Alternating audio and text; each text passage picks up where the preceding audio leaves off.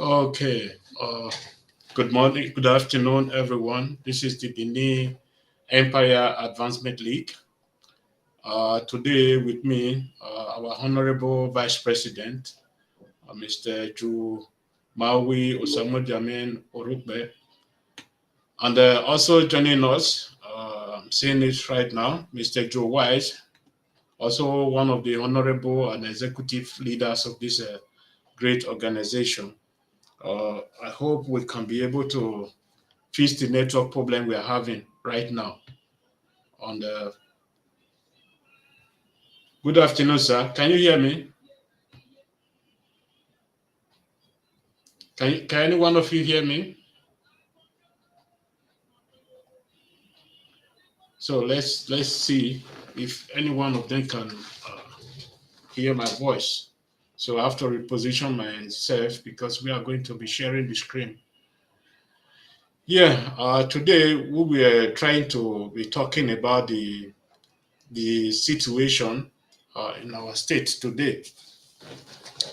In our state, in Edo State, and in Nigeria as a whole, because uh, Benin people always say, or the Edo people always say, Adole Woji, say,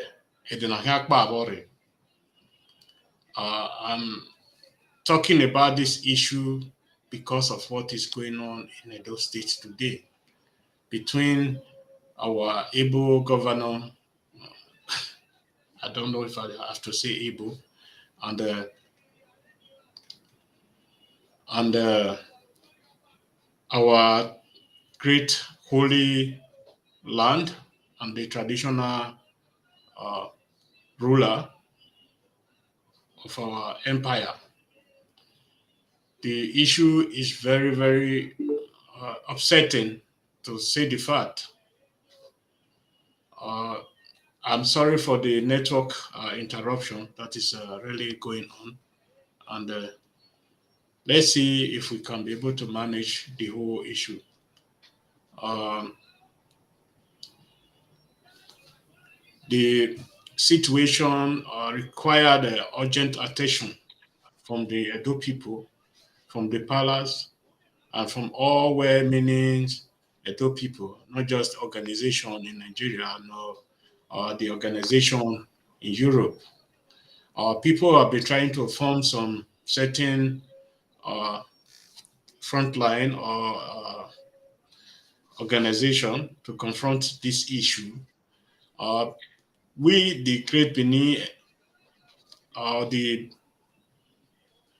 Benin Empire Advancement League, we are going to be playing only a role because we are a peaceful organization and our engagement is quite defined by our constitution. Many people might be questioning our motives and why we are not playing a very important role.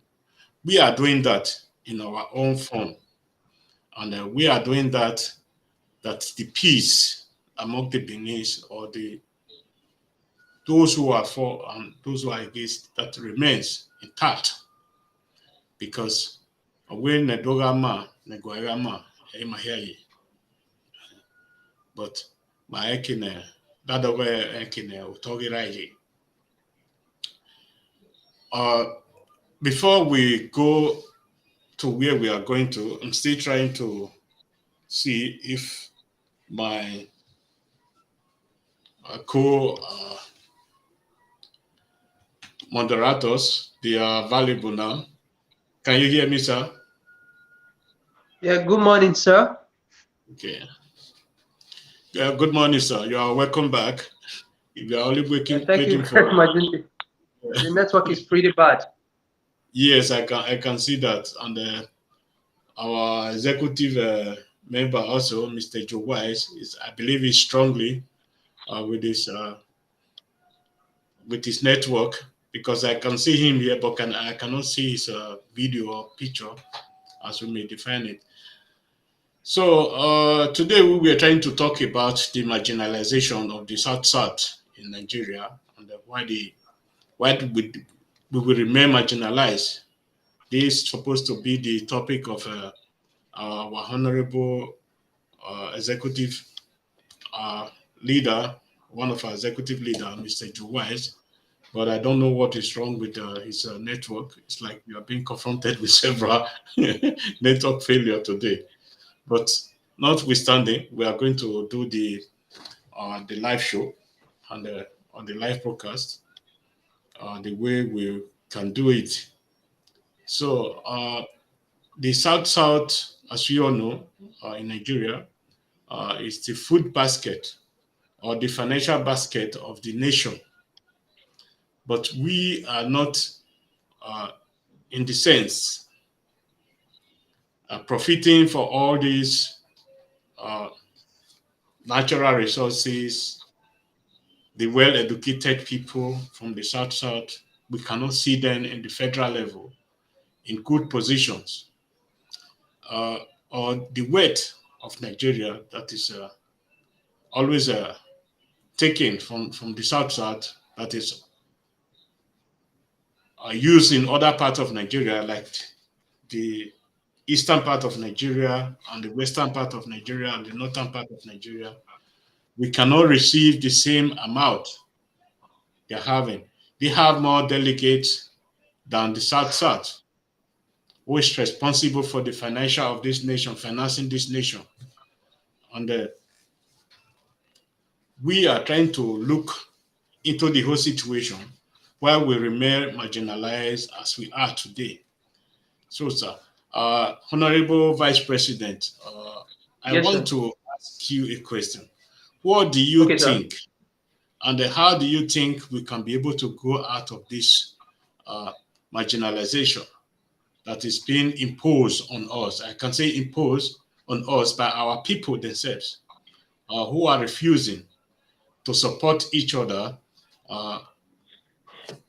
in all the government level or in election we have been doing. So I want to know, how can we fix the whole situation?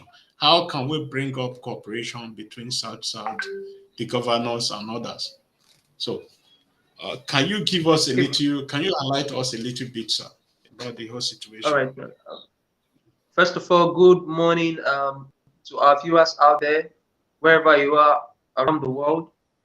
My name is Joe Osamudiame Maoli Okwe, and I'm joining live from Accra. Okay, Mr. President, as regards your question, I think one of the things that needs to be done is there needs to be a political re-engineering in Nigeria. The political structure of the political space right now, the structure has to be abolished, and a new structure has to be put in place. It is obviously clear that we cannot operate with this political structure we have now, because it's loop-sided, it's not working. It's obviously not working. We've tried everything in the past 22 years, and it's obviously not working. Now, what I think we can do is we can decide to go back to regionalism with equal representation for all the regions, irrespective of what people think. Because when you look at the representation in the north, you could clearly see that it was done in such a manner that it would favor the north, But also, when we talk about the north, we would have to start questions like, who really is the north? Because we have to define whether states like Benue, Kogi, Kwara, Abuja are also part of the north, And so these are questions we need to ask ourselves, For me, I do not think these states are part of the north, because when you look at, for instance, Benue and Kogi, historically, part of Benue and Kogi used to be a part of the ancient Benin Empire, and geographically, we cannot say it is north. You understand? And so you notice that in the Fourth Republic, there's been this new political definition of the geographies in Nigeria. Now we have north central, northeast, northwest. We have southeast, southwest, and we have south-south. You know, Yes. so the question is, if you have northeast, northwest, and you have north central, you know, we begin to ask ourselves, okay, shouldn't we have you know, um, a regional arrangement based on these you know, geographical definitions, these new geographical definitions that the political class is running around with? You know, Yeah. so we could have 6 regions, for instance, and we can have equal representation in those 6 regions. You know, I have always said that politicians cannot be trusted and should not be trusted in any way. I have always held to my belief that governance should be, you know, go back to the traditional institutions. The traditional institutions need to play a more important role, a more Yeah. visible role um, in the day-to-day running of the affairs of the people. That is my belief. It's not going to change. I do not think there is any other superior arguments, you know, to change this belief, because we have seen how the United Emirates has been able to conduct itself, and I do not think that those who run the United Arab Emirates have 7 heads. I think No. the reason why it's working is because there seems to be a conscious effort by the leadership to deliver the dividends of democracy to these people. You understand? Yeah. I, for instance, think that if we have some sort of monarchical democracy, the dependency on politics by these stars we have in our political space today will be drastically reduced. Now, people might say absolute power. Those who make claims for absolute power are ignorant of the history, the political history of the various kingdoms in that makes up Nigeria today. You know, for instance, in Edo, present day Edo, we used to have the ancient Benin Empire. The Yes. Oba never had absolute power. That's a clear fact. And I Yes. think people should understand this. Now, when you look at the ancient Oyo kingdom, the Alafi of Oyo never had absolute power, you know. Exactly. And also there are various smaller clans and traditional rulers all across Nigeria. When you look at their history, you find out that they never had absolute power. What people tend to define as absolute power is a connivance with a traditional council and a sitting king at that time to inflict untold hardship and terror Yes. on the people. Historically, we have found out that in some cases, in many cases, when a king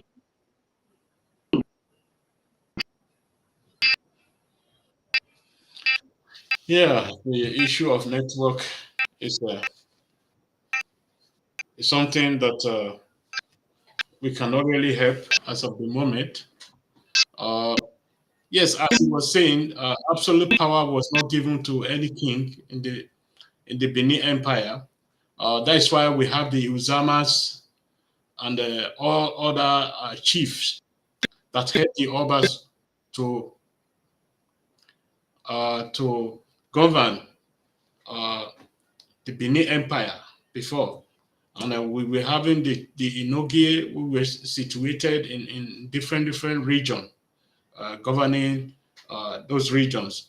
And we also have the Ohens, which also play a part like the Enogie and also the chief priest of any shrine of the great ancestors. And we also have the Odion Weres, which was the eldest person or the eldest male in the village or in that region, who also take up the leadership. Where we are today, Okagele and others, really Okagele is a servant to the Edions of every village. Kagele doesn't have any role to play that period. He was a messenger. He will be sent a message by the Edions and he has to deliver that message.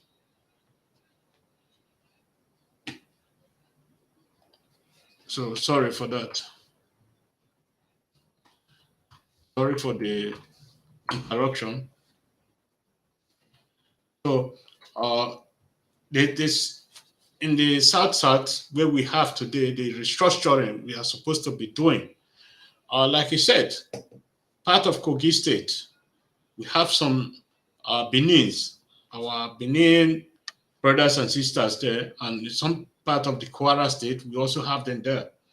And even in Imo, in some part of East, we also have our people there. So if Nigerian is going to be restructured, it should be restructured that every ethnic group has to have a say. Not the one we are having today, the Igbos and the Yorubas and the Hausas dominate the day in and day out of Nigeria. Because these people feel they own Nigeria. And we should start telling them, Nigeria doesn't belong to you. You have been destroying Nigeria for a very long time. Now it's time we take the ownership of Nigeria. Because the South owns the revenue of Nigeria, owns the oil of Nigeria, owns all other mineral resources of Nigeria, like gas and others that we are using today. We can see all the whole economic of Nigeria today, from federal to local government, is being sponsored by South. And upon all this, we are still being marginalized, and people doesn't really understand what is going on. So it is time the South come together, come in the form of unity, no matter the party you belong. Because if you look at what happened in Abuja the other day, in the nomination that was going on, the South, they were so disorganized, and likewise the East, they were so disorganized, money hungry, that they forgot their people, whom they are supposed to be supporting. People might be calling me tribalist. I'm not a tribalist, but what needs to be done needs to be done. This 3 tribe has been ruling Nigeria and running Nigeria like their own private property, right from creation.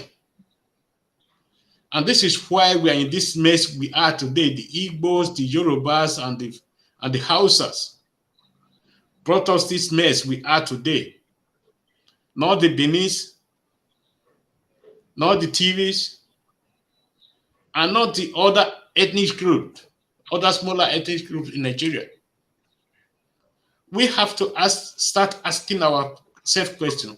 Do we allow ourselves to remain in this mess where we are today if we continue to be voting these people into power?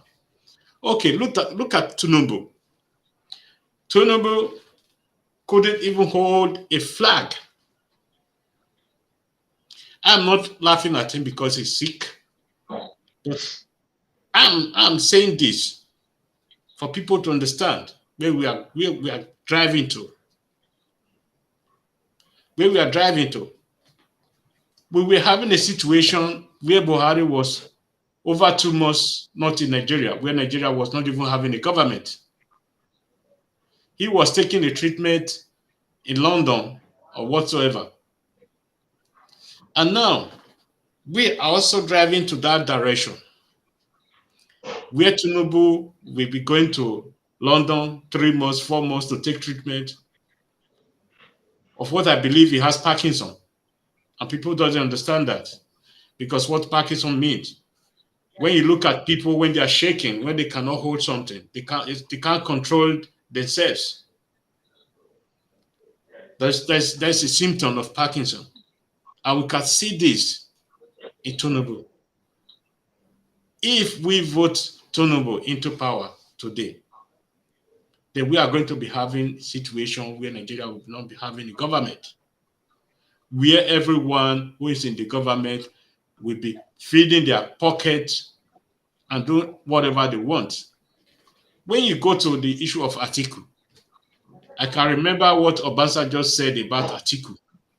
I don't know if people remember that, because Benin always say, or those people always say, Etegari, Aye, Obalo.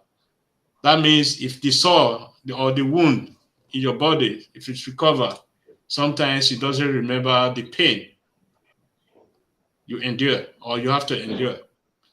We should look at that, because Atiku was once a vice president of Obasanjo, and we knew what Obasanjo said about Atiku that period. And then we come to the issue of Peter Obi, which so many of my state people are just supporting blindly today. We should look at his past record, and I believe people will also have something to say. So I will give the microphone back to our Honorable Vice President to continue where he stopped before the network disrupted us. So thank you, sir. You are welcome back. Thank you. Yeah, thank you, President. I think it's pretty bad. Yeah. Like I was saying, I really didn't know where I stopped now, but I'll just go over it again. I said Yes, there was a need for us to have a sovereign national conference where the desires of the people or the aspirations of the people will be discussed. We need to know, the people need to determine how they want to be governed, who they want to govern them, and the duration in which they want, these leaders to hold office. Yes. I also think we need to first define how we got to where we are today. And in doing so, it would help us understand so many mistakes we have made, and the roles some people have played to deliberately put the country in the situation it is finding itself today. I've always said it, when the British came, they took power, they usurped power, they stole power from the monarchs, looted and plundered every part of Nigeria. Yes. Now, when they were leaving, they didn't hand over power back to the monarchs. They created a political system that would benefit them and got private citizens, private individuals who they have seen to be greedy and had an insatiable thirst for power. They groomed those people with the pretense of, having multi-party democracy, and handed over power to these people, knowing fully well that these people have no connection with the masses. And we have seen how these people, these private citizens who have become the political class, have steered the ship of Nigeria since 1957. It's been from one chaos to the other. We have seen how even people like Awolowo, how they made a fortune out of the misadventures of Nigerians. You could go to the east, you could say the same thing. You could go up north, you could say the same thing. We have seen how retired military generals, have become overnight billionaires. People who do not have anything to show, who cannot even defend the source of their wealth. And they have plundered. You see, the political system today is a system that benefits the neo-colonialists. It is a system that benefits people who do not have a connection with the cities of this country. And that is why I have always said that practicing monarchical democracy would benefit us more, because it's going to cut the costs of governance drastically. It is going to cut the governance drastically, and it would give enough time for monarchs to be able to go about establishing, setting up projects that are going to be beneficial to the people. I'm gonna explain this to you so that we can understand where we have found ourselves. You have a constitution that says a term is 4 years. And so a man contests for election, he wins election. Now it takes him 6 months to 1 year to settle down in office. He sends a budget to the parliament. The budget is passed. He's already behind schedule. Yes. Now he takes that budget into the next second year and tries to implement certain things. By the time the second year is done, he goes into the third year. That's an election year. And so parties will already start having their primary. The fourth year is where there's the election proper. So you find that in 4 years, the man only has just about 1 year, 6 months to govern.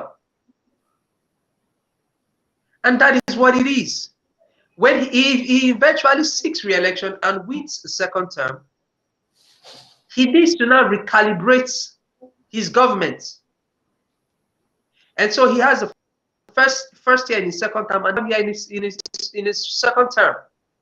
Then by the third year, he's already battling to impose a successor. And there's a party primary again. So you find out that in 8 years, the politician just has about 3 years to govern. And some of us have looked into this situation and we have found out that it is not beneficial to the people. Because we've never had a time that the president of this country, a governor or the local government chairman, is owed salary. Yeah. We've never had a time where an ex-president or an ex-governor is owed pension. But take a look at those who have suffered, who have toiled to make this nation great. The teachers, the doctors, the nurses, civil servants, public servants, they are always owed gratuities, always owed salaries. The political class is living large on the masses. Yes. They have all sorts of allowances, hardship allowance, newspaper allowance, accommodation allowance, property allowance, wardrobe allowance. When they travel abroad, they have extra codes. So you can see that these people who say they are putting themselves forward to serve us are actually the ones we are serving. Exactly. And so this political system itself is not that of servitude.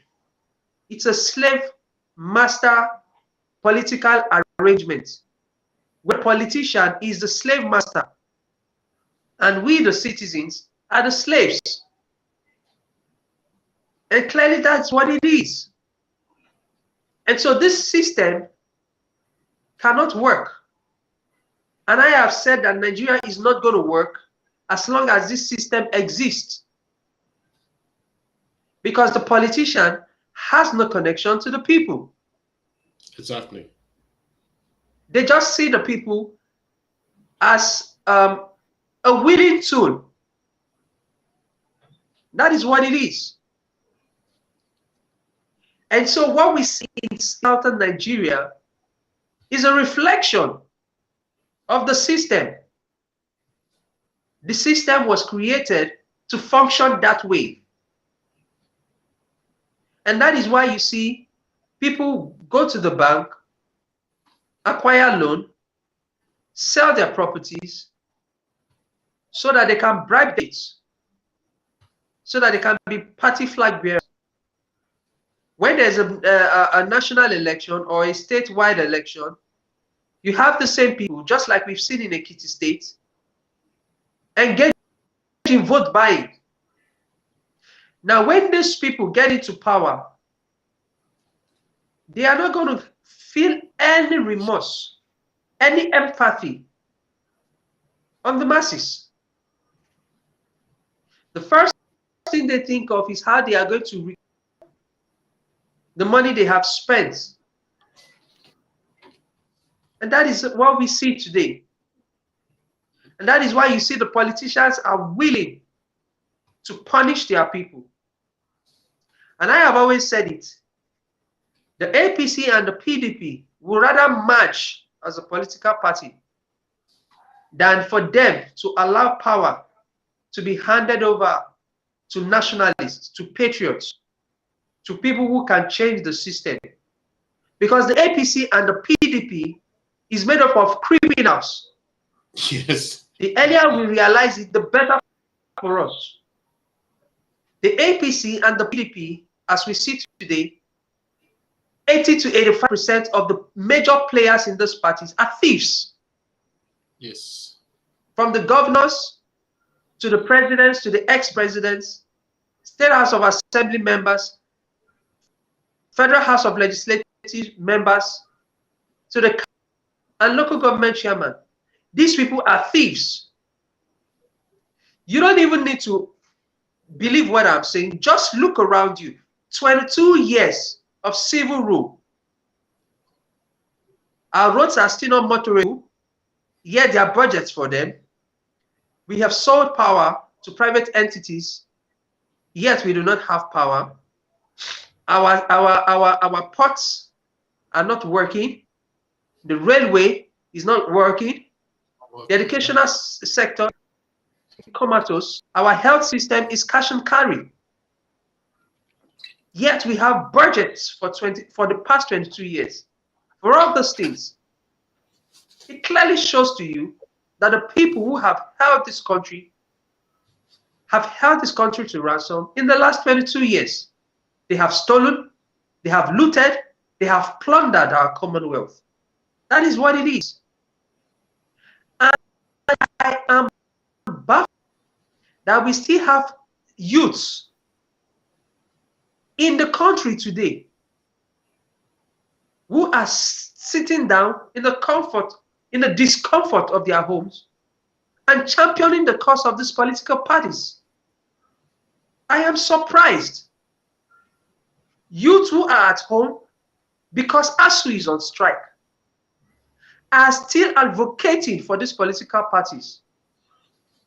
Youth who cannot even work because they could be kidnapped are sitting down in the discomfort of their homes and are asking us to vote for these political parties. It helps me. It clearly shows you that the people love their chains. It clearly shows you that the people love their slave masters. It clearly shows you that the people are willing players. They have willfully played their parts in this total national misfortune, national tragedy that we have found ourselves today. In the case of the South-South, there is no difference between the politician in the South-South, politician in the South-West. There is no difference between the politician in the South-South and the politician in the South-East. These people do not consult the people. They do not think about the people. They only want to loot, steal, carry our money and invest in Europe, buy properties in Dubai and in Americas. That is what they are interested in doing. They are not interested in creating jobs. They are not interested in creating an enabling environment where people can dream, where the aspirations of the people can be met. They're not interested in all that. No. What they are interested in is to just loot. And you see, the Europeans keep telling us that there's so much corruption in the system. But let us ask the Europeans, where are the money kept? In the European banks. Who is aiding these corrupt politicians? European lawyers. That is it. So there is so much hypocrisy going all around in the system. Because the politician is benefiting from the system, the Europeans are benefiting from the system. Now the Asians have joined in this whole movement, and they are paying our resources on a daily basis. There is no accountability anywhere. No accountability. And that is that is the situation we have found ourselves today. And that is why, for me, I have always insisted that we need to hand power back to the monarchs. Because let me explain this. When we had the ancient kingdom, we had the council, the traditional council, deliberate on issues. King. These people did everything they did selflessly. Sometimes they were compensated for their service to the people. Many a times they were not. The monarch did not need a minister that is on a payroll. We had our dukes who were head of the dukedoms, and they controlled the political affairs in their own areas. They did not need commissioners. They had their own traditional councils. Then when you go down a little bit, we have the Ogiames. And they had a way of, organizing their own local areas too. And everything they did from their hearts for the well-being of their people, asking for nothing in return. But look at the political system today. We have the president. We feed the president. We cater for the president's health. We accommodate the president. We ferry the president in the best of cars. We secure the president with the best of the security. The people who are feeding, who are accommodating the president, they don't have food to eat. They don't have roof over their head. The people whose commonwealth is secure the president are living in insecurity. These people who provide for 24-hour power supply for the president are sleeping in darkness. Now, when the president retires from office, he gets ex gratia. He's paid for the rest of his life. He chooses to go anywhere he wants to go at the expense of the people. What kind of system is this? It clearly shows that there's a total disconnect. And that is why I have always held the opinion that this system is not going to work until we go back to how it used to be. We can have a monarchy system, a monarchical democracy, where the Oba of Benin, for instance, is the head of state in his own region. Then we can have private individuals who would contest to be in parliament, so we can have a parliamentary system. Then we can have the dukes, the NOJs, handle their own areas. Then we have the police under the control, the direct control of the monarch. Yes. Now the monarch is not a partisan politician, so he's going to be able to adjudicate and pass judgment that is fair because it's not partisan. That is a system that works where there are no state governors, because there is no need for all this. You see, we are just creating more mess. Exactly. And that is why nothing is working, Mr. President. That's just all I have to say for now. Okay, thank you very much. I always enjoy your view and your advice as well. Thank you very much for that. So our honorable, one of our honorable leader is back, the person of Joe Wise. So I hope he also contribute his part in this moment. So you are welcome, sir. Please just introduce yourself a little bit so that we can move on to the next stage.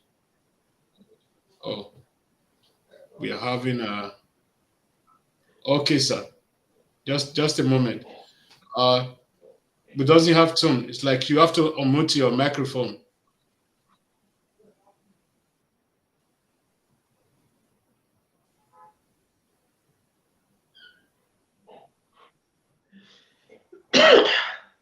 Okay, just say something so that we know if we can hear you or not.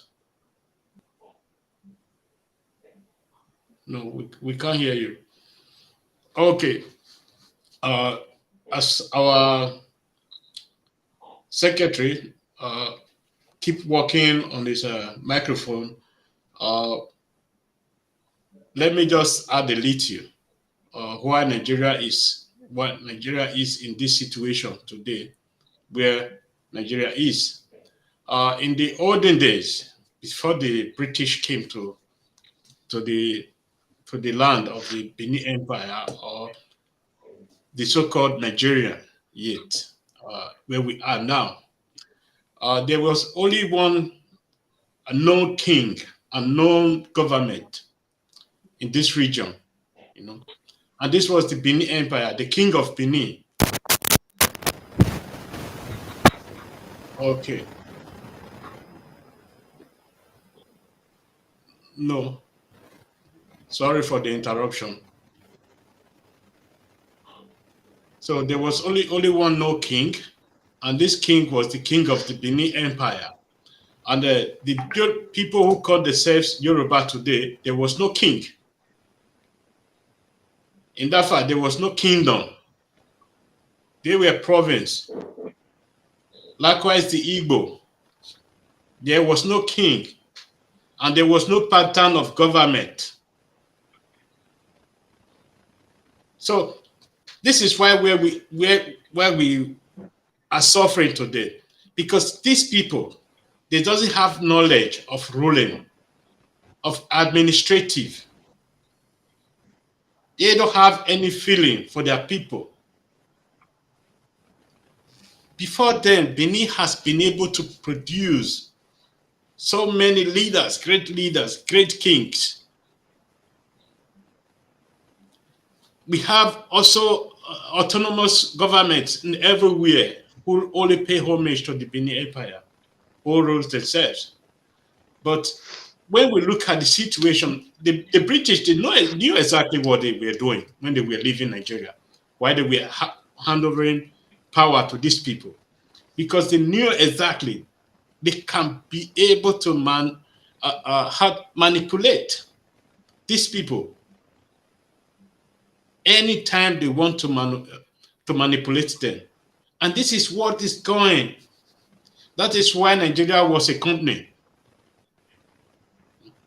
Given that it's a new company. Even as we are talking today, the British still play a heavy role in the government of Nigeria, making decisions and others. Without the British signing any government in Nigeria, the government is not going to function. What they needed to do was to surpass with these people, with these three sets of people, to make sure these people remain in power, that the Benin's never come up. Because they know when the Benin come up, Nigeria is going to rise. Nigeria is going to rise. Nigeria will be having a great government. But the British will not allow that because they are so afraid of the Benin Empire, because they knew if the Benin Empire rise and taking over his rightful place in Nigeria, the Nigeria government is going to be like the one in Dubai or all other countries, like and other areas. So the Nigerian government you are seeing today, they are not dependent. They are independent. They depend on all decision making from foreign countries. From America, we have a great influence. From the British, we have a great influence. From the European Union, even from the APEC, Asian economic power. Look at what China is doing in our land today. They are coming with the protest of investing in our land. Why they are looting us? Why our leaders are blind to see this? People doesn't really understand. If you go to, even Nigeria is a little bit okay, but go to other countries like Ghana, where these people will just set up a mining industry without even a license, taking the gold out of Ghana even without the approval of the Ghana government. Likewise, Nigeria, the same thing is happening in Nigeria today. We are having government who doesn't have control over their own governance. The only thing they do, if anybody stand up and say something, they will call the army to deal with everybody. So the South has it on its hand before this nomination, but they refuse to utilize this opportunity that we'll be having. Because if you vote for Peter Obi, you are voting for an Igbo man who has been ruling the nation Nigeria. If you vote for Atiku, you will vote for an Hausa Fulani man who has been ruling Nigeria for over 60 years. If you vote for Tinubu, you will vote for a person, a Yoruba person, who also contributed at least 60% of the problem we are having today in Nigeria. So things are not going to change if we don't want things to change. Look at the vote buying. Look at the huge amount of money that is being used to buy votes. If we use that money to create at least 3 industries or companies, a technological companies in Nigeria, I believe they were able to employ more people in the future. I am not blaming the youth, because the youth only pick what they learned from their elders. They just look what the elders are doing, and this is what they are picking. When I look at the other day, an interview from one of our elders statement saying he doesn't blame the youth for collecting this money because they need it. This money is being looted from us. It's like you are supporting what is going on in that country, because the youth is lack of direction. They doesn't know where they are going to. They don't know where they are coming from. This is the time to start educating our youth, to allow them to know that stomach pain is not just only for one day. You eat today, you belly full, but tomorrow is another day. Because that food you ate today will only serve you today. Tomorrow you'll be hungry again. And this was the time. Because there's a parable, or there's a say in Edo language. Agagbemila yamuji johamegbe. Ede ayevegbe ohameyevegboman. If you kill a cow today to satisfy the hungry you are having today, tomorrow you will still go hungry. But you can prepare for tomorrow, that you won't go hungry, that you still have a little to eat for tomorrow. This is what our youth is not doing. And this is what our leaders are not teaching. And this is what our leaders are not investing in, because they are profiting from it. They are enjoying it. They are enjoying when our people come to lie down for them, to say, Baba, Baba, Baba. And I think that's the behavior of the Yorubas. And the Igbos, they start saying, Eziogu, Eziogu, Eziogu, you know. And the Hausas, I know how they do it. They just lie down and say some sort of things. And these are people you don't even know about before they come into political arena. All people now will be lying down on, they will be cooking day in and day out in their house, having people. People will now be just like a slave to them. I have never seen such a thing in Europe since I entered Europe. Party nomination is being done by vote. You vote it from your house. And when you go there where the delegates come in to nominate, everybody sit down, you sit on your seat and you drop your card. Somebody will be taking the bus, or everybody will be going there to drop his card on the bus to nominate the person he wants to nominate. There's nothing like money sharing. So it's a disgrace to the nation Nigeria, because Nigeria is only a name, because it's a disgrace to the citizens of Nigeria doing that. I am not saying the Europeans and the Americans, they are not corrupt. They are fully corrupt as our politicians, but they make something out of it. They make something out of it. The money that is coming out of this corruption is also invested in their own land. They don't take it to any other land. It's been invested in their land. It's not taken to any other land to go and invest it, or to go and put it in a savings bank in another country. Hardly see it. There's no country that is more corrupt than European countries or the American countries.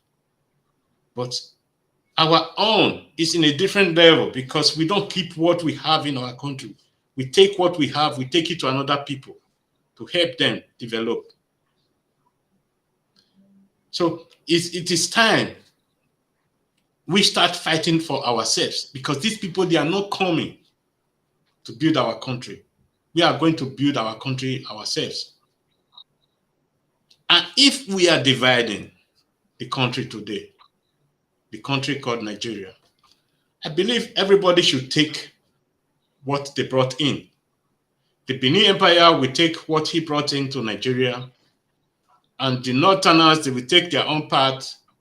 The middle belt, the Easterners, what they brought in, the Westerners, what they brought in.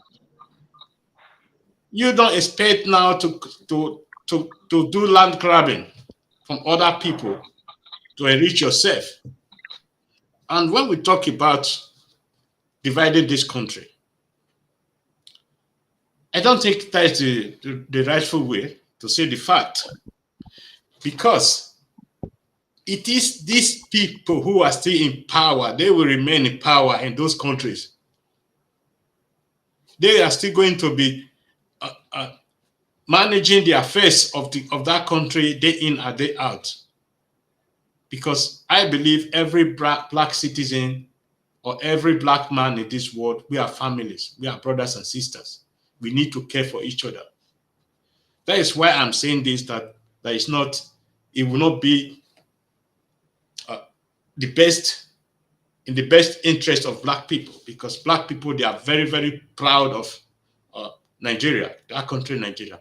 No matter what everyone will say, if you go out today and say you are Nigeria, oh, Nigeria. If you go out and say Togo, they will ask you, where is Togo? But everybody knows Nigeria. Everybody knows Nigeria is the powerhouse of Africa. And that is why it's so disgraceful that we cannot be able to be managing our affairs. And people will be calling on other countries to be managing our affairs for us. When I listen to some people who says, we should bring in the British to come and do it for us, they forgot what the British did to us. The British, especially from the South. Today, if you go to the Caribbean, you see the citizens of South. You go, just go to the Dominican Republic, Jamaica, Haiti, and so on. These are South citizens. That's what's taken from us with full force. And when they tell you what they go through, then you will now know that there's a good reason the British shouldn't step their footstep in our territory again. Not just only that, what they did to our people in Nigeria, what they did to our kinship, our pattern system of government, what they did. The South should have learned from that, because that's why I make this statement before, because this is what the Benin always said. Etegarie ayubalo. If the soil or the wounds you were having, if it heals, then you will never remember the pain you endured. And this is what is wrong with us. We are not learning from our mistakes. Instead of learning from our mistake, we are even infusing more mistakes into our problem. And that is the problem we're having. So, are you back, sir? Honorable Secretary, can you hear me now? Say something so that I know if you are hearing me. Can you hear me?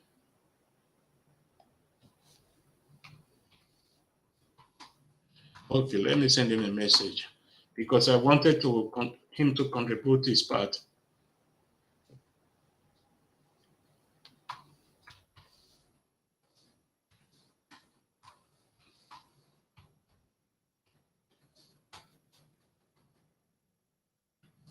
So, can you hear me? So sorry, it's like he cannot hear me. Okay.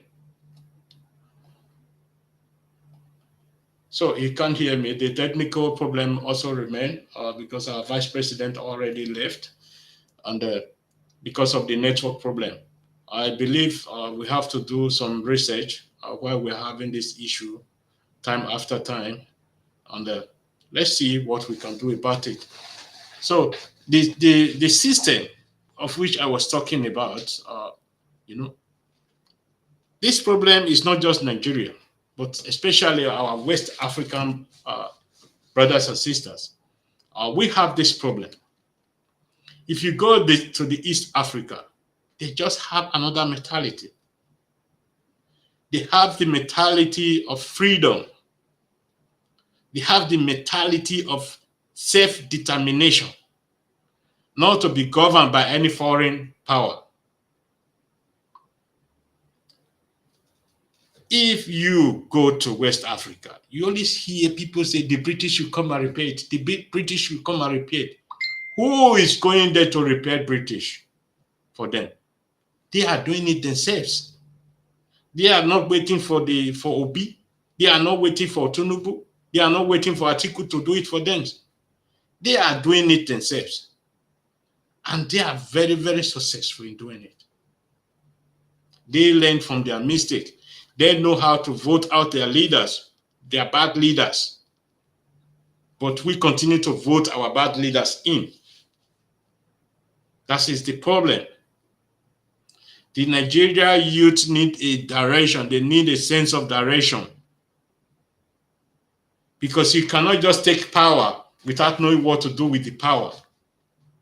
If you said as a youth you need power, let us see what you did in the nomination period. Let's see your handwriting was so poor. It was so poor that I will not even advise the old people to give you power, because it's going to be a total destruction then of what we saw. We need to start growing ourselves, especially the people from the old Benin Empire. Because if Nigeria continue this way, one day there will be no Nigeria. We will be having ourselves. How do we manage ourselves? For my own, I would prefer a monarchical pattern of government where our monarch will have at least 75% of the power be given to them with the help of the whole citizens. The other people should be a sort of democratic elected president and the other form. The army, the police should be brought under our traditional rulers. Because we know in the old days, the Benin Empire was having police, the Ogbalegbe, who used to brought message to other people. We were having our army who defend our citizens. They don't go after unarmed citizens or something like that. So we need to do something, preparing ourselves for the worst case scenario, because it's coming. And I believe it's coming because if Yoruba lost, if Igbo lost, then we are going to be coming to something like it's called hazardous situation, where we will continue fighting ourselves, even in the South, because we are too money hungry. We have leaders who are so self-centered, who believe they can be insulting other people, who believe they are not there to respect our people or our traditional rulers. These people, they should be evicted from power. They shouldn't even come closer to power if you don't respect our traditional rulers. No matter what happens, our traditional rulers, they have been able to keep us together till this present day.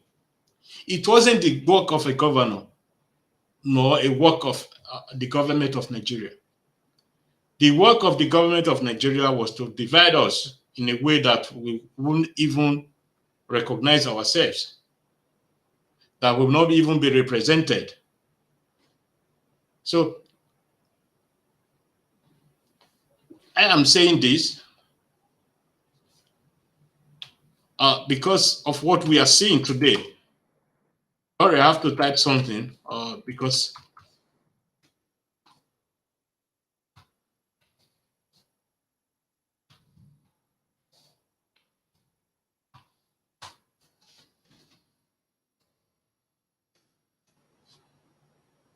So can you hear me, sir? yeah, I can hear you now. You are welcome. Yeah, No, I can hear you now loud and clearly. So sorry for the technical issues I have been facing over here. Yeah, we understand, sir. I've been hearing some of the things that have been said, and as very many as well. Yes. Was I not privileged to actually hear due to the technical issues? I don't know if I can. Yes, I continue, sir. Something now. Yeah, you can go on, sir. Yeah, the matter at hand, in my own perspective, and as known to history, I know that the issue that has led to this level started onset right from the forceful creation of Nigeria as a nation. If we take a critical look at the entire situation, Nigeria as it stands is not really a nation, but rather nations merged forcefully without the will of the people into one. Yes. I heard you talking about the British, how they they brought Nigeria together and all that. Yeah. It is obvious that the Nigeria people's opinion were not actually, sought after the time Nigeria was put together. Rather, some few individuals who were seen as leaders of various ethnic groups. Hello? Can you hear me? Yeah, I can hear you, sir. Continue, sir. Yeah. Some few leaders who were Yeah, we are seen still as like leaders of various ethnic groups in the within the geographical space the that is now secretary is known talking now. as that is now known as Nigeria were put together, Okay. Maybe, should I and send you another link? like you're on course, sir. Okay, just a moment. Can I continue, sir? Continue, sir. Just Yes.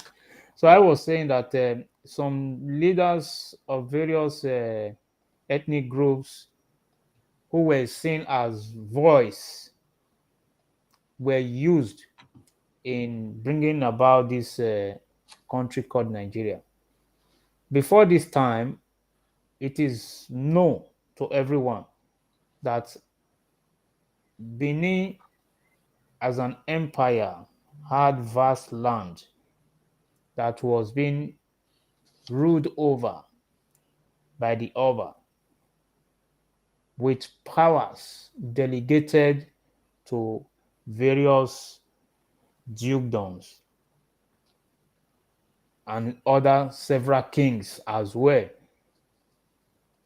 also holding portion of the empire in respect of the Oba, while also having towns and villages headed by the Odionweres or Kao or hence, as the case was and as it still was, even though the power to actually function has been batally reduced by the Western system of government that was forcefully introduced to Nigeria. yeah, I would say Nigeria creation was done by error, and as such, I see no reason why the existence should not also be living on error. That is why you see the modern day politicians not mean anything different from that which they inherited from those who inherited same from the British. The only difference is that it is getting worse. exactly. Before now, I would say even before the military era,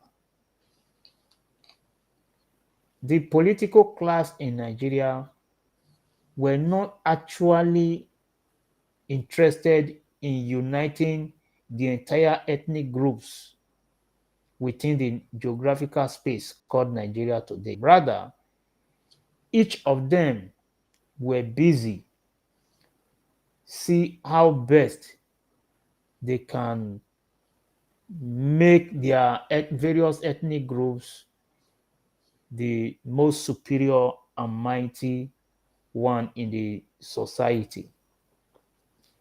We have people like Awolowo, popularly known as Awo, people like Nnamdi Azikiwe, Yeah, Ahmadu Bello. They were not actually interested about the unity of Nigeria. Because why did I say so? We have reports and statements made by each and every one of these people.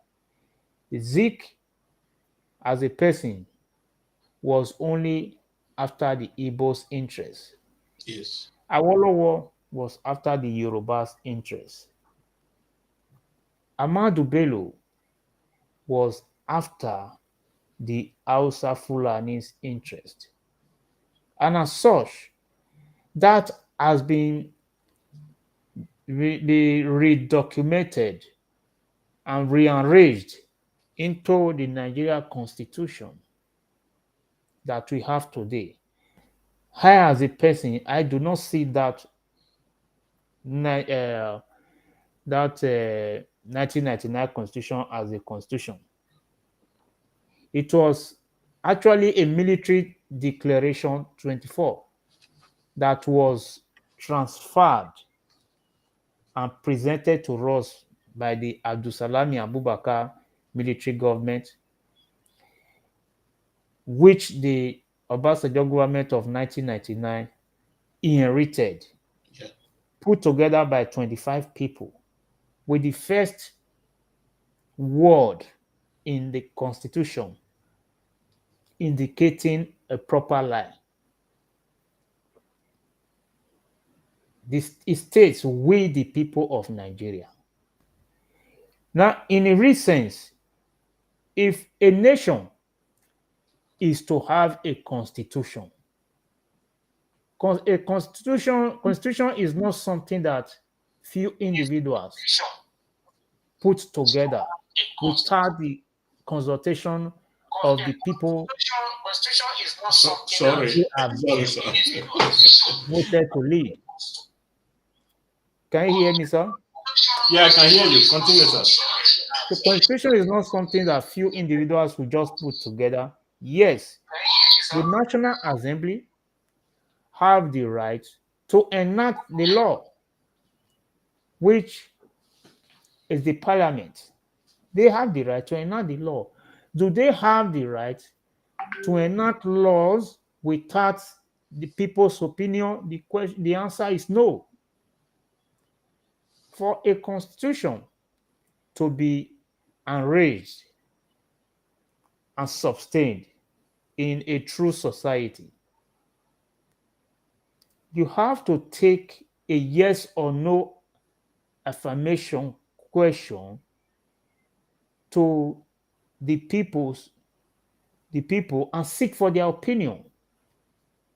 We are aware what made the Midwest a region in 1963 was due to the plebiscite that was held in that year. Before the plebiscite was held to know if the Western region at that time can be able to bet out Midwestern region. An assessment was made to know if or whether the Midwest can be able to cater for their need without being a burden to the federal government or being a burden to other existing 3 regions. The committee that was set up at that time have to tour the entire Midwestern region, which is made up of Edo and Delta today, and part of Bayelsa State. The report came out clear that the Midwest is more than efficient and capable to handle the affairs and well-being of the people. To this end, a plebiscite was allowed to play, for which a landslide victory emerged, which led to the creation of the Midwest. Now, when we talk about marginalization, I laugh when a lot of ethnic groups today talks about marginalization. It is appalling that they refuse to acknowledge the fact that the Midwest, which is now Edo and Delta, from the defunct Bender State, are the most marginalized region in Nigeria. Now, I am not going to talk about the South, all of the thing, because when we talk about South, I will be missing it up generally. We know very clearly we had 4 equal regions in Nigeria before states were being created. We had 4 equal regions. That was to say that they have equal representation, like the Vice President said. Yeah. We have premier, each of the regions had premier and all that. But what do we have today or later? Mind you, 2 other regions were proposed to be created at that time. 2 other regions were proposed, which were not done before military intrude into the governmental system of Nigeria. Please let me get my charger. My laptop battery is running down. Okay. Yes. Before the issue with the reform or the restructure of Nigeria, each region be having power over their resources. The Midwest or the yes. Okay, it's back again. You can continue Okay. where it stopped. So you're welcome back. Okay, sir. That is true. Each region were in control. That is why it was called region, created by laws. And the 3 regions before the Midwest were illegally created because there is no constitutional backup to date that shows that the northern region, the eastern region, and the western region had a legitimate creation that backed it by law. Yes. There was no plebiscite, no referendum. It was a mere pronouncement, a political arrangement, and it was not constitutionally created. Exactly. But the Midwest was constitutionally created, which made the Midwestern region the more legitimate region in Nigeria as we speak. And the Midwest is the only region in Nigeria as we speak that has the legitimate right by all standards to apply to the United Nations for self-determination without argument. Yes.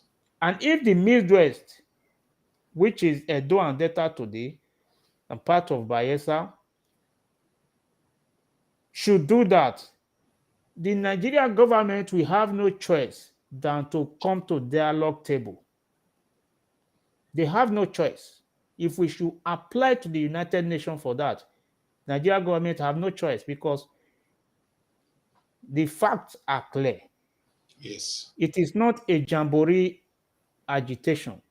We are not agitating for that, but we want to make it clear. I want to use this medium to make it clear to everyone that by our standard, we are more marginalized than any other region.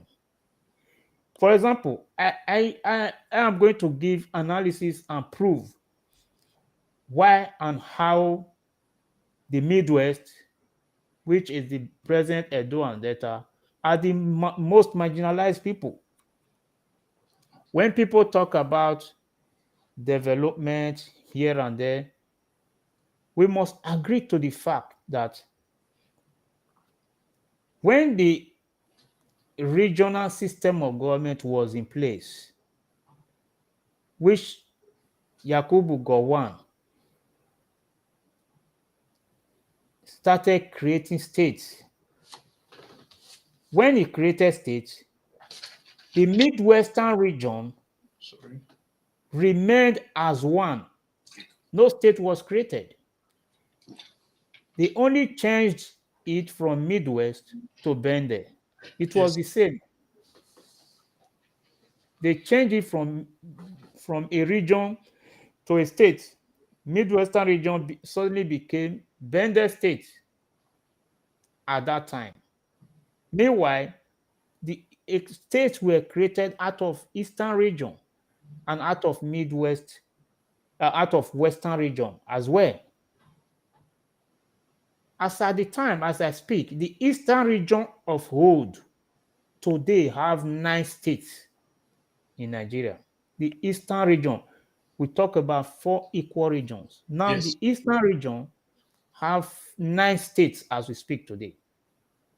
The 9 states are the 5 Igbo speaking states and 4 other states that now fall under Niger Delta.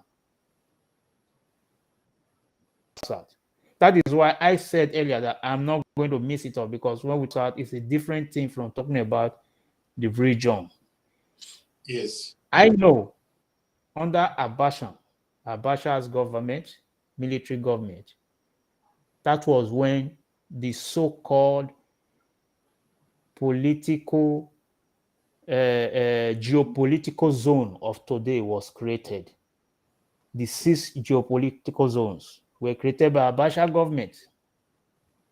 It was created as a mere deception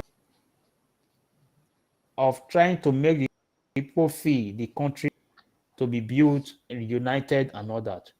Abacha actually did it to make himself the head of state while having vice presidents, 6 vice presidents, 1 representing each of the 6 geopolitical zones. That was his plan, and it wasn't hidden.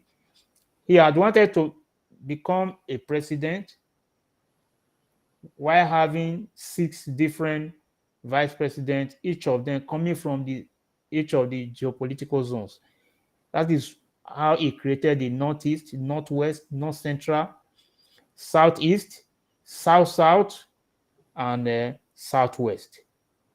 Today, in the whole Eastern region, like I was saying, have 9 states today.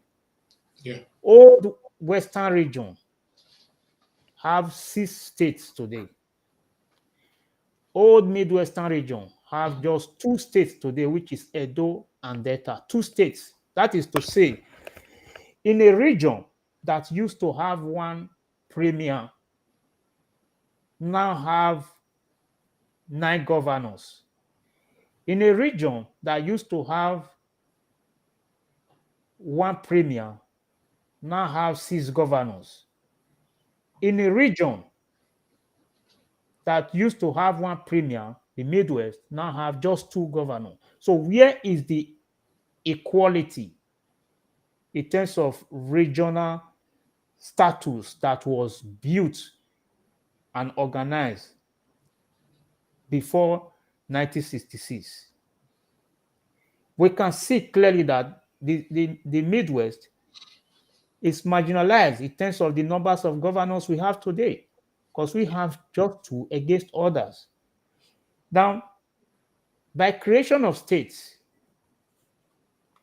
a region that used to be a region of her own, Edo State today, as it stands, have 18 local governments. Delta State, as it stands, has 25 local governments.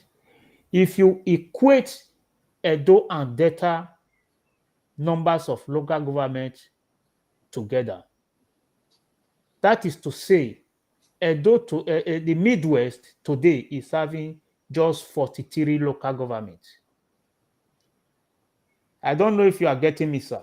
Yeah, I'm getting you. I'm getting you. Now, Eastern region, which was also a region at that time, now have 9 states. 5, like I said, from the Igbo-speaking part. These 5 put together have 95 local governments, which is less than half of the Eastern region. By landmass, less than half of the Eastern region. The 5 Igbo-speaking states have less than half of the Eastern region by landmass. If you put Edo and Delta together by landmass, even though part of the Midwest has been ceded for the creation of Bayelsa, by the current landmass of Edo and Delta put together, we have 35,500 square kilometer Edo and Delta landmass put together. You get it? Yes. Why the five Igbo-speaking states today have 29,525 by landmass, the 5 states put together. Yes. Edo and Delta is larger than the 5 Igbo-speaking states put together. Now, we are talking about marginalization.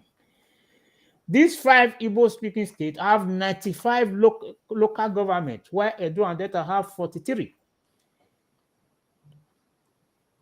100 million naira goes to each local government monthly as allocation.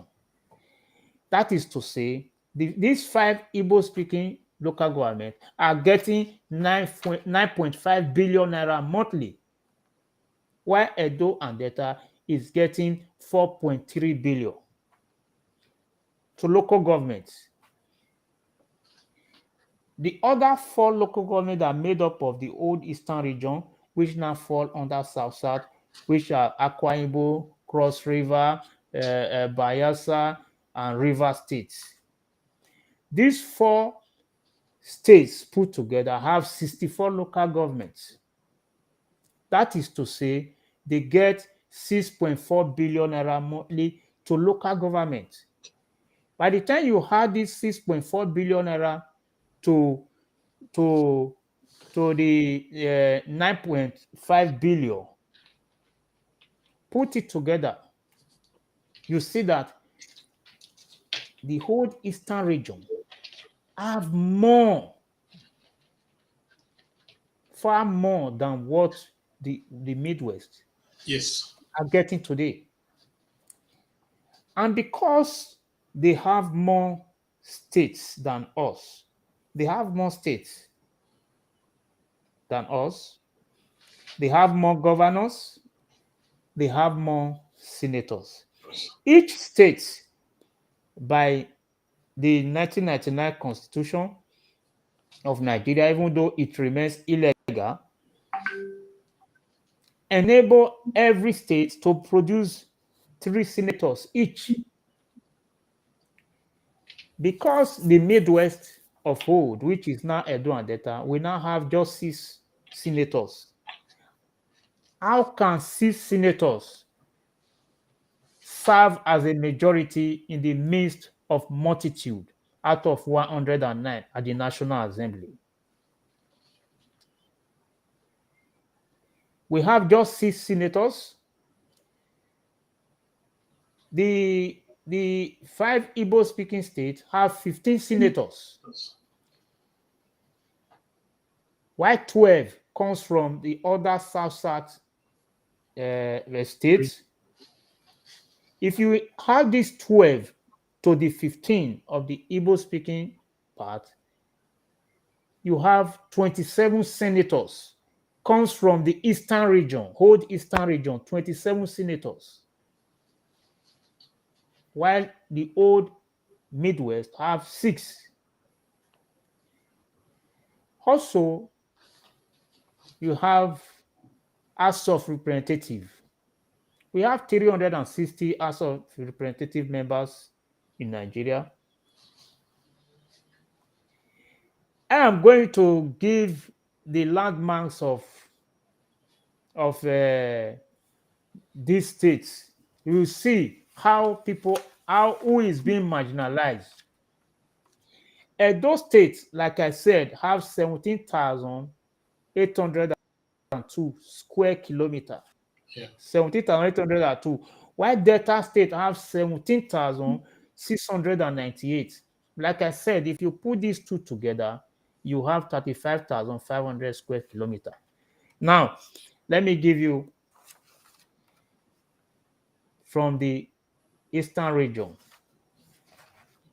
the landmarks from the eastern region, specifically first from the Igbo-speaking parts. Like I said, if you put Edo and Delta together, it is larger, still larger than the 5 Igbo states put together. Yes. Enugu State. Enugu State is the largest that comes from the 5 Igbo states. Enugu State by landmass have just 7,161. Enugu State. Yet Enugu have 17 local governments. Edo State, that is 17,000 by landmass, have 18 local governments. Enugu, that is 7,000 by landmass, have 17 local governments. We have here Abia State. Abia State by landmass have 6,320 by landmass square kilometer. They also have 17 local governments. That is to say, if you share Edo into 3, is one part of Abia. Yet, they have 17 local governments, while Edo have 18. They have more representation than us. Ebonyi State is just 5,670 by landmass. Ebonyi State have 13 local governments. Imo State, the second smallest local government in the 5 Igbo speaking states, have 5,530 by landmass. Guess what? Imo State have 27 local governments. So if 1.8 billion is going to Edo State 18 local government monthly, the Imo State is getting 2.7 billion to local government monthly. Imo State alone, 2.7 billion. Anambra have 21 local governments with just 4,844. 4,844.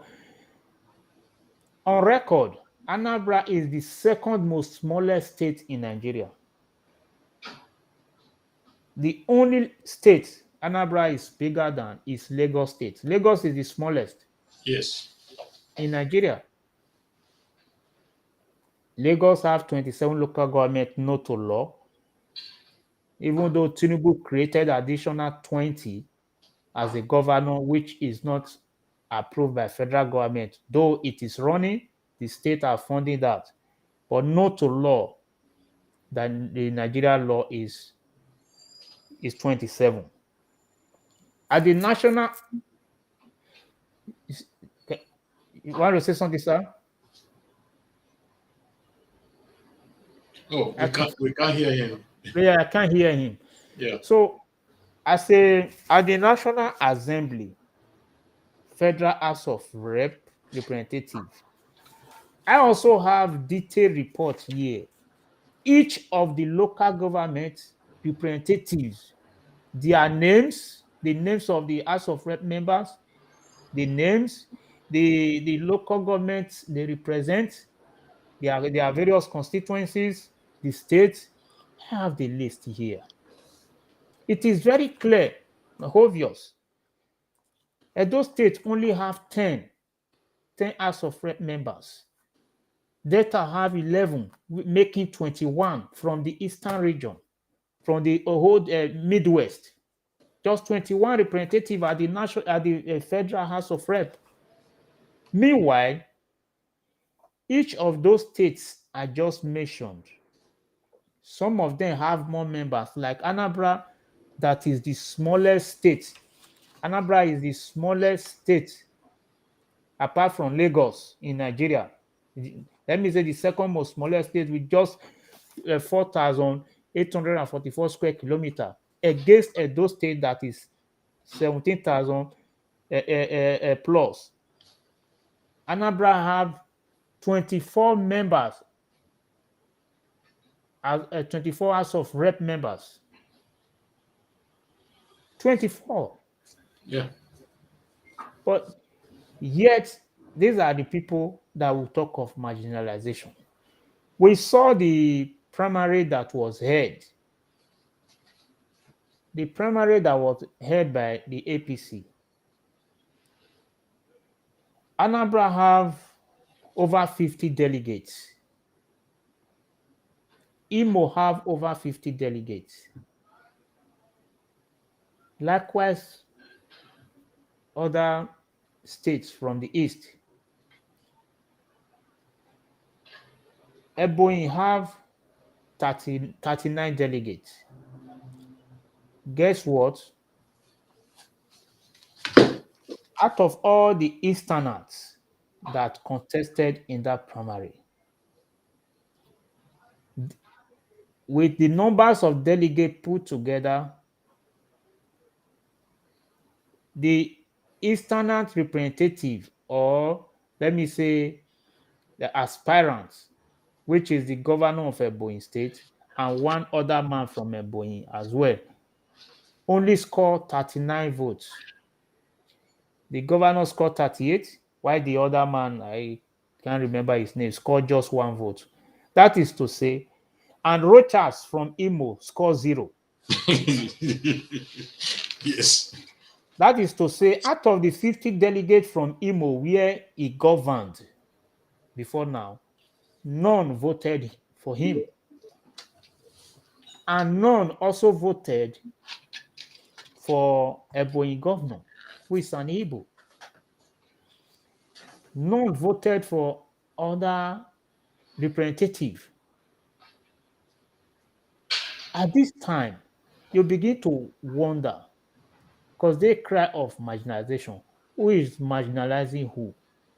Exactly.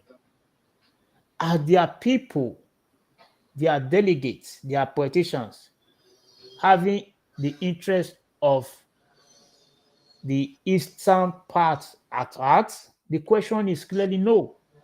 It is no, because if the delegates wish to have their person in power, they will all vote. The vote would have reflected the numbers of delegates in Imo, in Anambra, and other parts would have reflected in that primary as a case study that they are willing to have their person. The Tinubu's vote would have been reduced. He might have won due to the stepping down primary that was held. He might have won, but it would have been seen that the Igbo delegates voted for their own, but Yes. rather they took the vote, they shared it between Tinubu and Lawan, like the Abia's delegates Yeah. were all instructed to vote for Lawan. They gave it to Lawan. While the Imo's delegate gave theirs to Tinubu, Anabra's delegate gave theirs to Tinubu. They shared it without voting for their own. Tomorrow they come out and tell us they are being marginalized. When they as a group cannot wake up to get a consensus candidate for themselves, for the rest of the country to support. That is the only region where 50 people will be contesting to be governor in a state. That is an act of greed, act of Yes. selfishness, an act of one seeking to have it all without the consideration of the fact that in the midst of many, only one can lead. Our personal interest as politicians in Nigeria must be put behind the interest of the people, not putting the interest of the people behind us. When you put the interest of the people behind us or behind you as a person, there's no way the interest of seeking to remember the people will reflect in our activities. Only when we put the people front, that is when we can reflect and always have that peak to make the people smile. The political setting in Nigeria today has been bastardized Yes. to the extent that we no longer have hope. That is the truth. I saw a comment a while ago while I was having technical issues here. I saw a comment that someone wrote that the Nigeria youth are weak. Someone also replied saying that what do you expect them to do? Something like that. The truth is, when one finds his or herself in the state of confusion, it can actually lead to weakness. Yes. But I must also say that Nigerians youth are not weak. Rather, they are not willing. We do not have the willingness to act. And one of the things that is drawing us back is because youth in the Nigeria polity today are the ones assisting the elderly to loot the nation.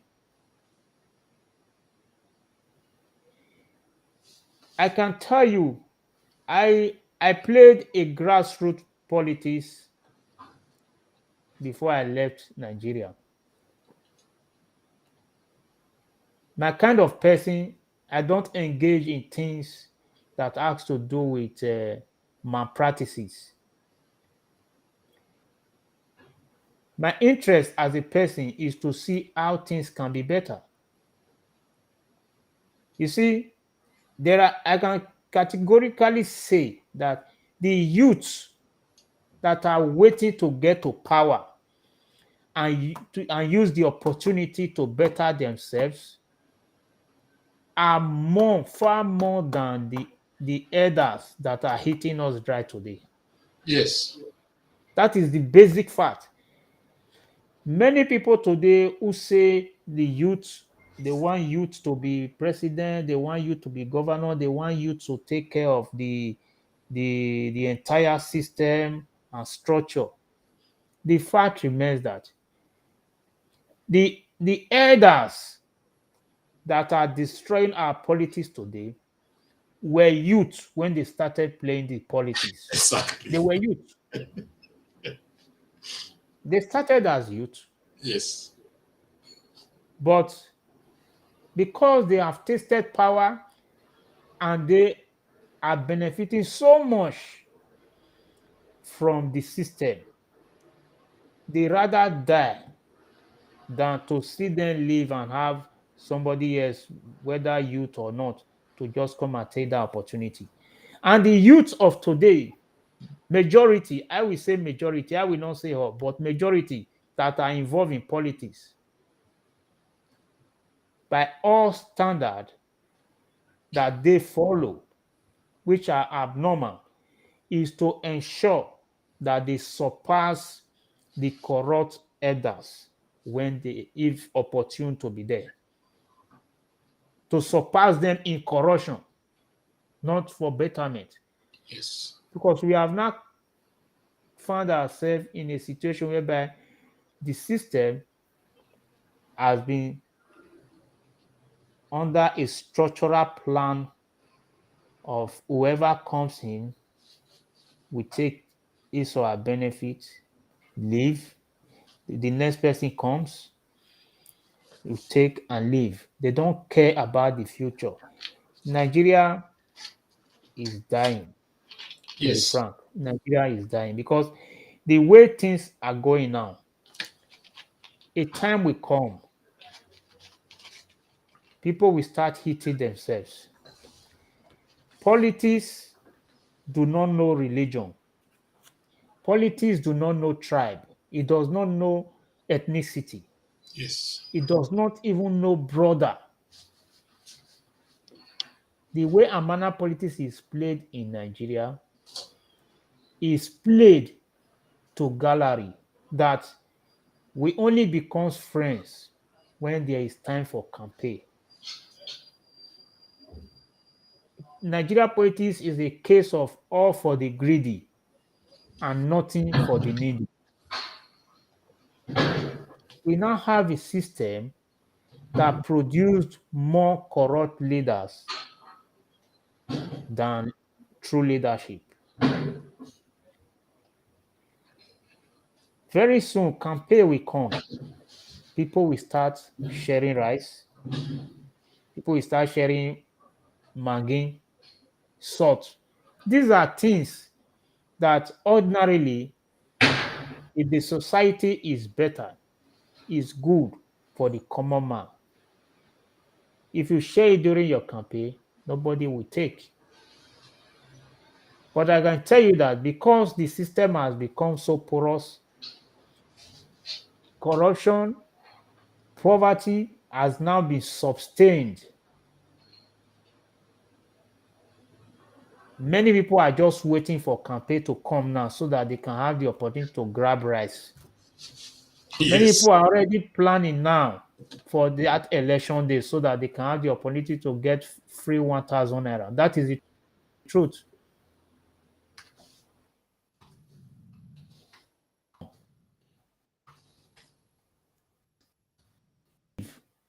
Without even knowing that they are dead in that country.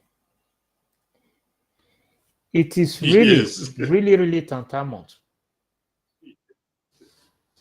and delirious to the hearts of those who think and have human feelings that the situation of the country, politically, economically, and otherwise, I tell you, the situation has become so worse. Somebody, as at 2000 and between 1999 to 2007, somebody who was a PA, personal assistant, is today a governor and was even trying to be president, contested with Atiku the other day. Yeah. As at the time, he was a PA to somebody who was the Minister of Aviation. I know, and I was always traveling with my boss. I know them. I'm speaking of the person of the current governor of Bauchi State. He was a PA to Issa Yeguda when Issa Yeguda was the Minister of Aviation. My former boss at that time was appointed, who is a friend to Issa Yeguda, as the MD, Federal Airport Authority of Nigeria. I may not make sure his name. He's also from Bauchi State. Bala Mohammed was a PA to Issa Yeguda. If not by systematic corruption and all that, we all saw what happened, even in the primary that was held. So the issue of we shouting all the time about Nigeria, it is far beyond shouting. We need action. But it is unfortunate that those that are coming up in the name of youth to say you want youth to be this, I can tell you, all of them are deceptive. They are very deceptive, trying to live under the auspices of youth for leadership to attain. By the time they attain, forget them. Politics have now been seen as an avenue to easily exploit the people, And first they seek to attain. When they attain, they leave the cat out of the bag. Then you begin to see the real person in them. Yeah. How many, let's ask ourselves, I have seen campaigns in Europe, how politicians campaign. How many politicians will you see in Europe kneeling down for voters? They go on campaign, they kneel down and say, please vote for me. Never. Their interest is to go there, they present their speech, the message they have, they tell you what they want to do. If you buy into it, you vote for them. If you don't buy into it, it's not a big deal. It No. is what they think is best for the people at the time that they will present, their strategy they present. But in Nigeria, we were talking about royal fathers issue. In Nigeria, you see politicians, they only go to royal fathers to seek for blessings, not that they respect them. No. They don't respect them because their activity speaks. It shows that their interest of going there is just to play to gallery, for people not to say they didn't come. We all saw what happened recently when Wike started his campaign indicating interest to be president. He went to Benin to inform our royal father. Tinubu came, he went to Benin. Our brother Dele Momodu also went to Benin, and several others. Amechi and others. Yeah, several others. But Atiku came. He never visited the palace. He only visited the governor. And the governor, who is the son of the land, supposed as a leader to make sure he bring Atiku to the palace. And if Atiku is sensible enough as a person, he would have also indicated interest. But I want to say publicly here today, I believe this is on air. I want to suggest, I do not have the power, but my opinion is my opinion, and it is my opinion. Nobody can change it, whether Yes. it is accepted or not. My opinion remains my opinion. When it is time,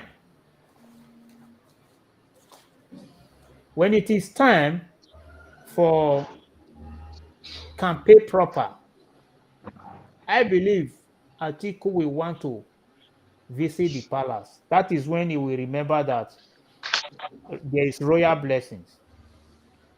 I want to suggest whoever that will get this message should please help us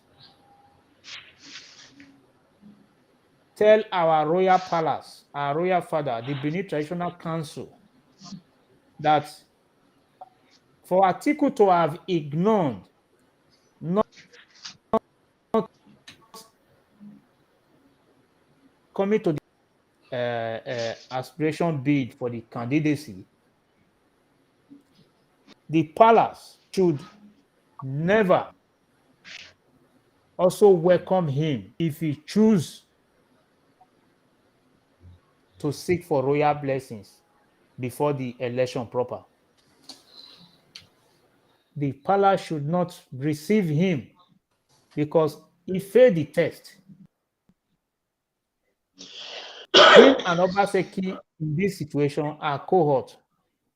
Yes. Him and Obaseki are cohort. They have heard, and their errors must be made known to them that they heard. I want to solicit and urge our royal palace not to accept their intention.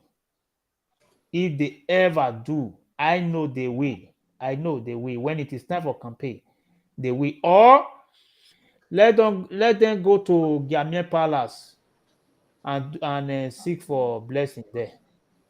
Because I heard now that Obaseki is building Ogiamet Palace. Let him go and do that. I think we should go there. The hen shall tell. Obaseki only have 2 years plus. Only have 2 years plus to live there. He will live. The royal stool has been and will always be. Yes. To the same line of authority that God has instituted.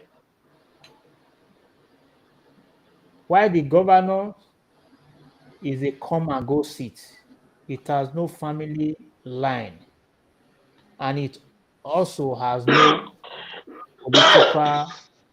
one particular political line. So therefore, I think with all that is happening in Benin Palace, we will say Inosogu Tukweran Igbe Osogo.